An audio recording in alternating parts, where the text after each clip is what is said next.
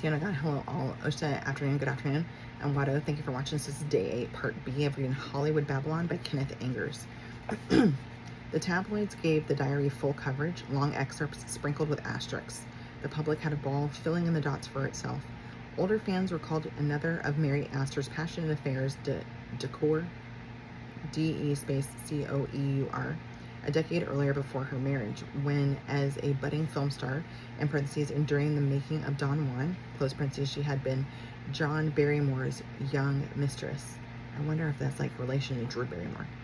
The court got an earful when the nurse of Mary's daughter related what had been going on Shea Thorpe after Madame Thorpe moved out. The nurse described a scene with starlet Norma Taylor, who got into a jealous brawl with Thorpe in front of the child.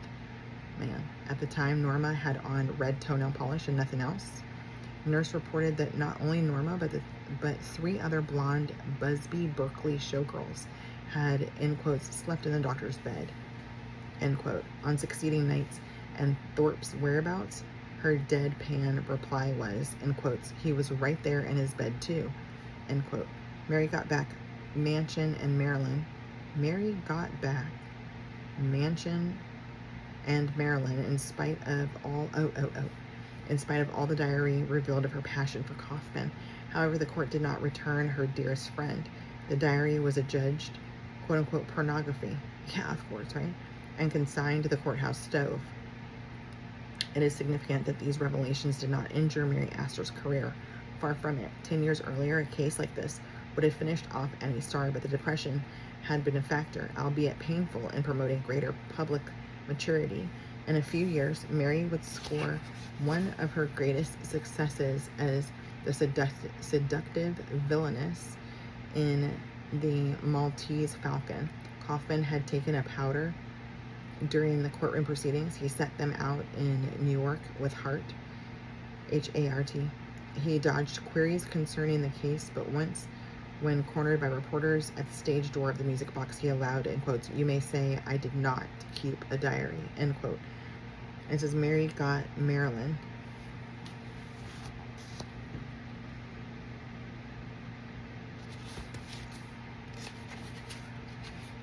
This, it says Death Garage, and the picture is Thelma Todd, T-O-D-D, Ice Cream Blonde.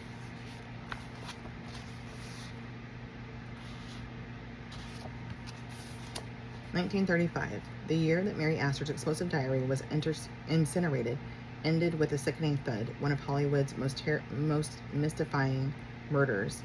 Solved crimes are generally filed and forgotten. The unsolved leave a lingering malaise which refuses to disappear. This happened with the case of the Ice Cream Blonde. Delectable Thelma Todd worked with Laurel and Hardy, the Marx Brothers, and her friend Zasu, Z-A-S-U, Zasu Pitts, P-I-T-T-S, in a series of riotous farces for Hal Roach. Her fans would not have recognized Thelma in her final role, one that was only played after a struggle, that of a slumped corpse, her mouth, evening gown, and mink coat spotted with blood.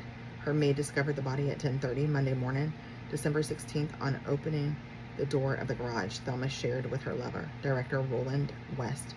The garage was on the Palisades, above the Pacific Highway, between Santa Monica and Malibu. The ignition switch of her open Packard convertible was turned on, the motor dead, with Thelma slumped in the front seat. By a macabre coincidence, she had once played a scene with Groucho Marx in which he had warned her, in quotes, now be a good girly or I'll lock you up in a garage, whoa, end quote. So this next photo, it says Thelma, her final role. Oh. So this is how she was found. Head slumped over.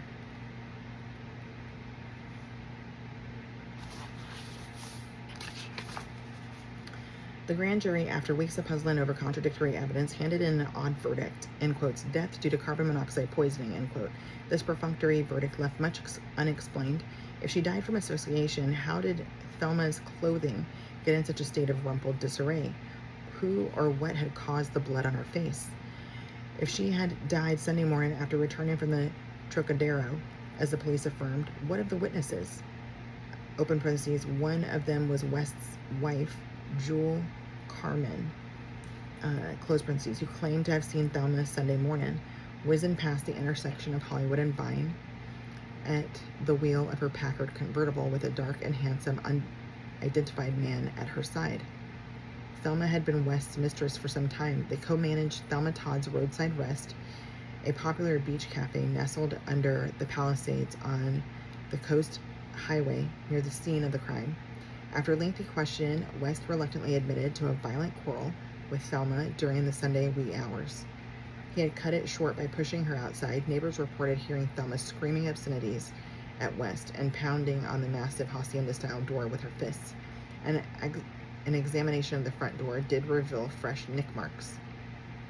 It was brought out at the inquest that her bosom pal and screen partner, Zazu Pitts, had lent thousands of dollars to Thelma, money that was swallowed up by the complicated finances of the Roadside Rest and never repaid to Zazu. Alright, so here's a picture. And then another one. It says grief-stricken Roland West after the fact. And the other one says Zazu Pitts, Thelma's generous friend.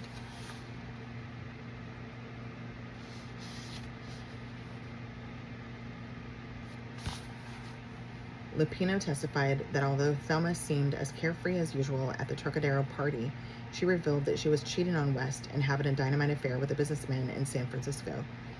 Thelma's lawyer demanded a second inquest, which he said would bolster his theory she had been murdered by a hitman working for Lucky Luciano. Luciano was then making inroads into illicit California gambling establishments. He had approached Thelma with an offer to take over the upper story of her cafe for the installation of a secret and crooked casino, which she was supposed to populate with fashionable customers from among her famous friends. The lawyer was convinced that in turning down Luciano's offer, Thelma had signed her death warrant. Producer Hal Roach turned gray at the mere mention of Luciano's name. He prevailed upon the attorney to let the matter drop. Thelma's funeral at Forest Lawn.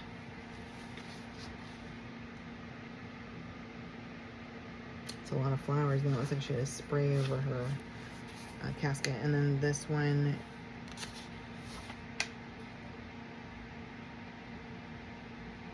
okay, so that pertains to the other picture. So there's nothing with this one right here.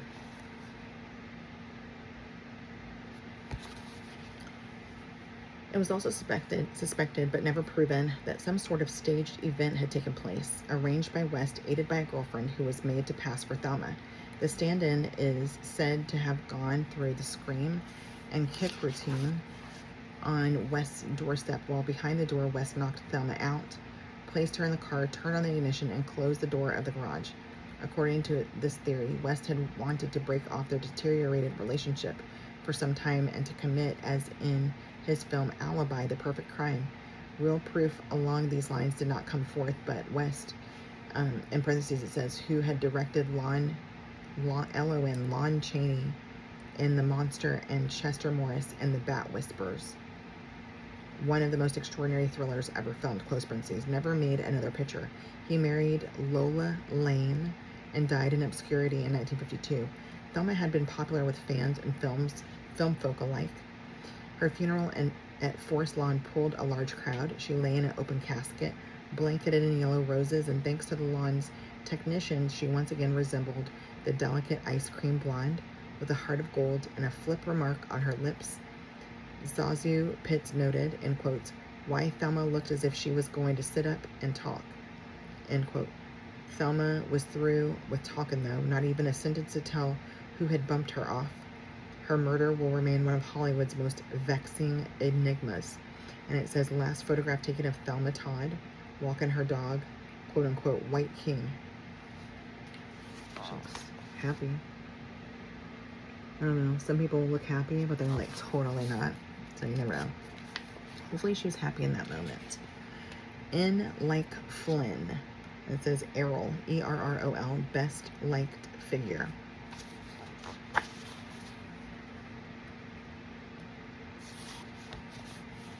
The tone of Hollywood scandals changed when in 1942 Errol Flynn was charged with statutory rape. Oh gosh.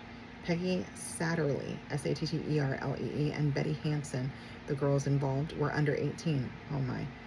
One claimed to be raped by land, one by sea. Charm and Easygoing Flynn had been one of Hollywood's best-liked figures, off and on screen, ever since his swashbuckling image had been fixed as quote-unquote Captain Blood.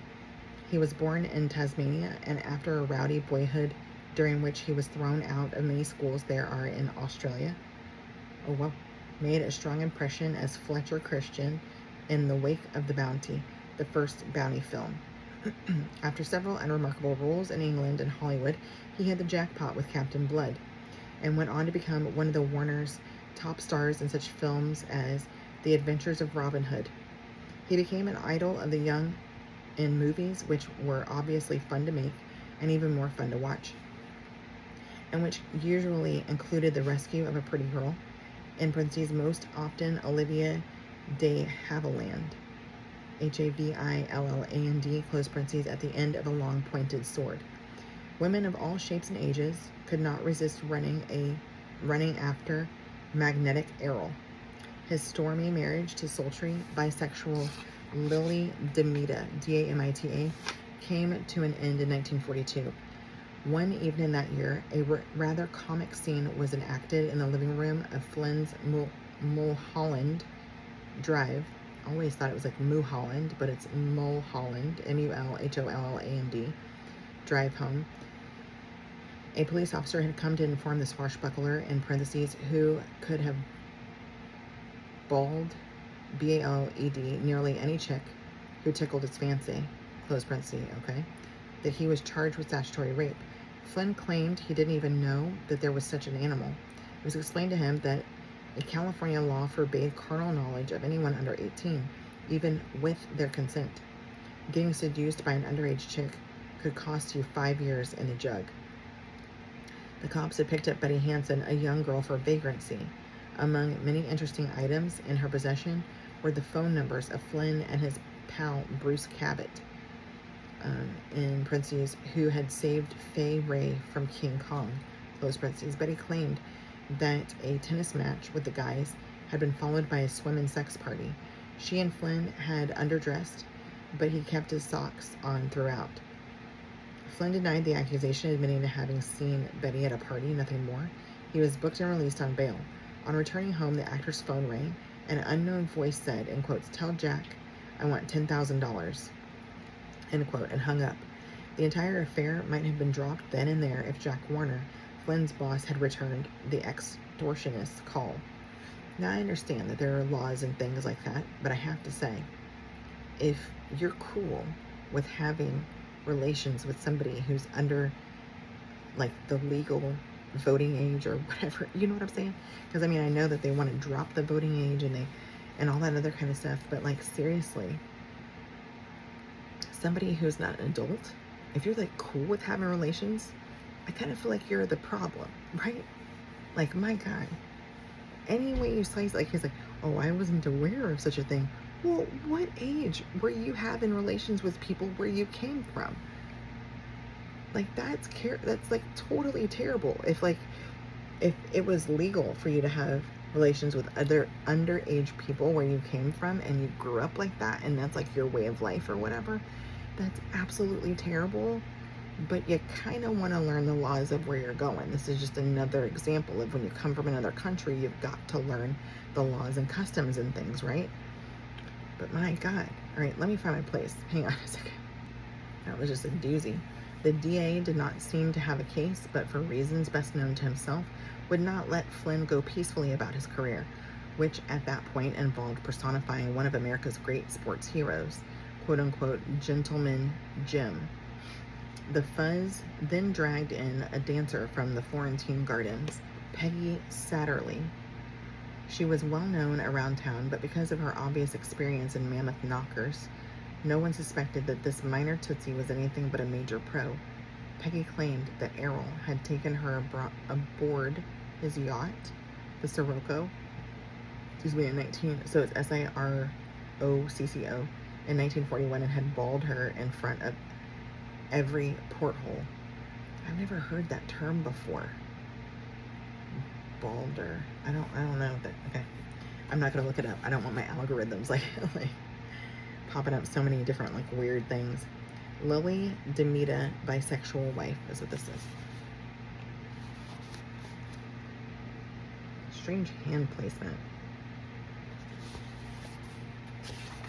Anyway, headlines in parentheses says not only in the States but around the world, close parentheses, proclaimed Robin Hood charged with rape. The fans nearly rioted when Flynn arrived to face the grand jury, but what had promised to be a feature-length courtroom sex drama turned out to be one real farce. In Rashomon, R-A-S-H-O-M-O-N fashion, Betty, Peggy, and Errol each told a different version of the facts. The jury went out and came back with a quick vindication of Flynn.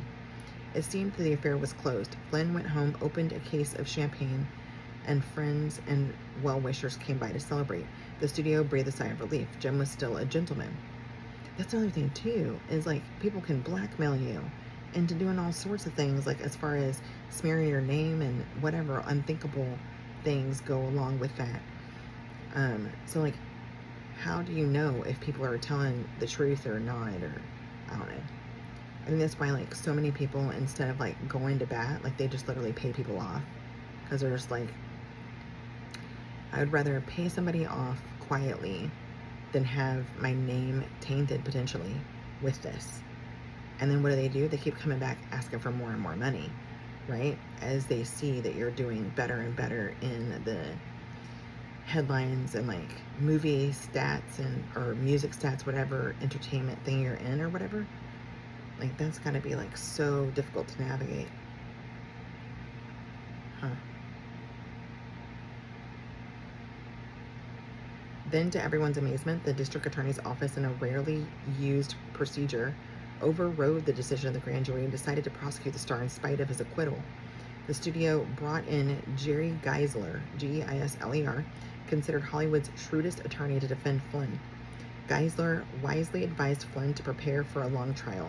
The best defense was attack, and even if long drawn-out proceedings would prove a nuisance, in parentheses, as the trial progressed, the expression, quote-unquote, in like Flynn, became a GI code word, which amused more than annoyed its namesake, close parentheses. It would give Geisler time to shatter the girls' credibility by raking up everything that could be found about their tacky past, and there was plenty to rake. It's as Errol as Gentleman Jim. I was thinking, how many times have you used that saying, in like Flynn? But I was told, like, that the saying is not in like Flynn. And I'm not talking about this man right here. I'm talking about the saying in general. It's like in like Flint or something. Anyway. And I don't know if that's in relation to like the flint used in lighters or whatever. Like that was like something cool and new and whatever. I don't know. Anyway, let's see if this says anything. This picture does not say anything. Okay, here it is. Oops, sorry. Peggy went into great detail about what was supposed to have gone on aboard the Sirocco, but in doing so, she overreached herself, and Geisler was able to pick her version of the facts apart, in parentheses. And why had she waited a whole year to discover she had been raped, close parentheses. The judge had to bring the court to order when she recounted Flynn's whispering in her ear, in quotes, that moon would look more beautiful through a porthole, end quote. When Betty Hansen took the stand and testified that Flynn had taken off her clothes, Geisler charged like the cavalry. First, he got her to admit that she had permitted the disrobing. Then he thundered at her, in quotes, didn't you want him to take them off, end quote. Betty's disarming reply won the day for Flynn, end quotes. I didn't have no objections, end quote. Errol Flynn was acquitted on all 4 counts. Gentleman Jim, released shortly after, turned out to be one of Flynn's finest vehicles, pleasing critics and public alike. This movie star scandal, which only 10 years previously would have surely meant career death, canceled contracts, and public dishonor. Even if the main character had been acquitted, did not work out that way this time. We'll leave it at that. Don't go hang you and a Gashowski till we meet again. Love you, minute.